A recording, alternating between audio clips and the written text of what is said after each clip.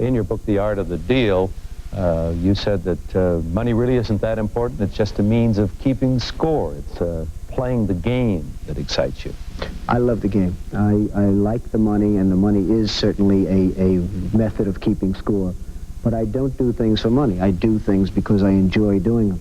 That really sometimes can translate into more money than you would have made if you went just after the money. Never, ever give up.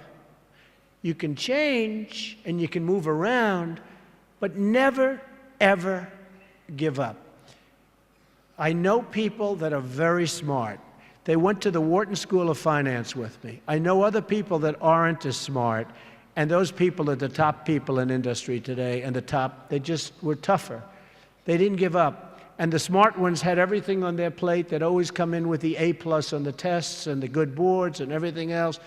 But when they ran into problems, they didn't know how to solve the problems like the guys that weren't as good. And it's very seldom that you see something other than this happen. So never, ever give up. A lot of that is all in the details. You've got to be into the details, because if you're not, they'll come back to haunt you. So oftentimes, life is in the details. Well, business also is in the details. You have to be very careful. You have to watch the dotted I's, because you can really lose tremendously if you don't watch those details. So we discussed that, and as Robert likes to say, probably more than I do, that's the little finger. But it's all about the details. It's very important. Right. You want to be totally focused. You can't take your eye off the ball. When I had troubles in the early 90s, a major article came out, and it said very strongly, everything he touches turns to gold. And I believed it. So I'd go out with models at night instead of working. But that wasn't good. And I remember I had a big lease coming up, and there was a big show, and I went to the show. I said, don't worry, fellas, you can handle the lease. You'll get it done. Well, I came back, they didn't get it done, and I would have had it done 100%. And then the market crashed in the 90s. So I had trouble, but it was sort of an amazing, I wouldn't want to do it again. It was an amazing test of yourself. Can you handle pressure? How are you under pressure? Are you smart? When everybody's coming at you. The worst employee is a good employee. A bad employee is fine because you fire that person right away. A great employee is phenomenal. You want to keep them and cherish them. They're fantastic. But a good employee, you never sort of fire them, but they never lead you to the next level. They just keep their job. They're sort of too good to be fired, but they're not good enough. You're never going to do great. So I always say the worst employee isn't a bad employee. It's just a good or average employee. Gary Player, the great golfer, he was a little guy, very little, but he worked really hard. And he had a great statement, but he'd go, the harder I work, the luckier I get. And he wins the US Open. You have all these big, handsome guys, these big, giant guys, and they're hitting the ball a mile. And you have Gary Player.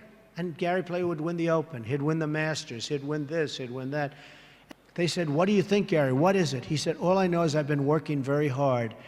And the harder I work, the luckier I get. I thought it was an amazing statement. Sometimes in life, to be successful, oftentimes, most of the time, you have to follow your instincts. You have to follow your gut.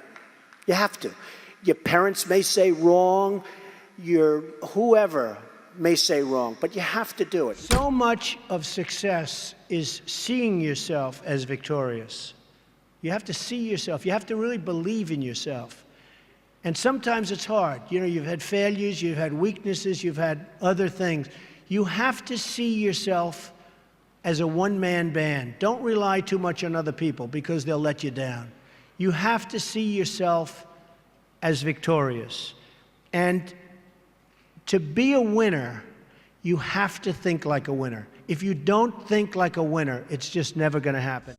Many people have been asking about my desk and the fact that I have so many papers on my desk. It's actually very neat. I know where everything is, but if you look around, there's a lot of stuff.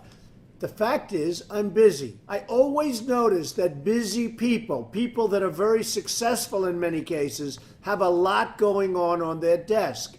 I have papers from deals. I have papers from just about everything. I like to read up on things. I like to study what I'm doing. So therefore, you have a lot of action going on in your office. Now, the fact is, I've noticed over the years, successful people have a lot going on their desk. My desk is in my office. My desk is a very important part of me.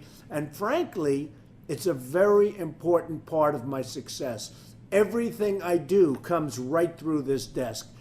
If I were going to give career advice to somebody, it would be that you have to love it. You have to really want it, and you have to love what you're doing. There are so many people that are forced through family pressure or something into doing something that they don't believe in, that they don't like. You've got to go after the kind of a job you like. There are many stories of people that became successful later in their life by doing other things, and they got out of something that they didn't like. And one of them is a friend of mine. He was a failure on Wall Street. His family was very important and big on Wall Street, but he wasn't cut out for it. He wasn't tough enough for it. He probably wasn't smart enough for it. And he was a failure on Wall Street. And all of his life, he was just born to be on Wall Street, but it didn't work out that way. So he stayed, and he didn't do particularly well, but he stayed and stayed. And I used to tell him, just go out and do something else.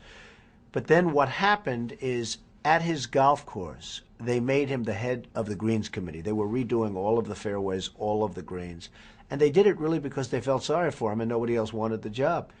And he did a spectacular job. He was there at 5 o'clock in the morning with the contractors. He worked really hard. He wouldn't get home till 8:30 in the evening. He loved what he was doing.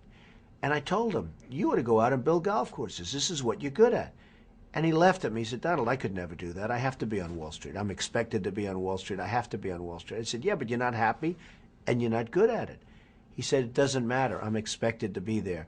Well, he went back. He was miserable. And ultimately, about 5 years ago, he developed a golf course building business where he renovates and builds golf courses. He's doing a spectacular job.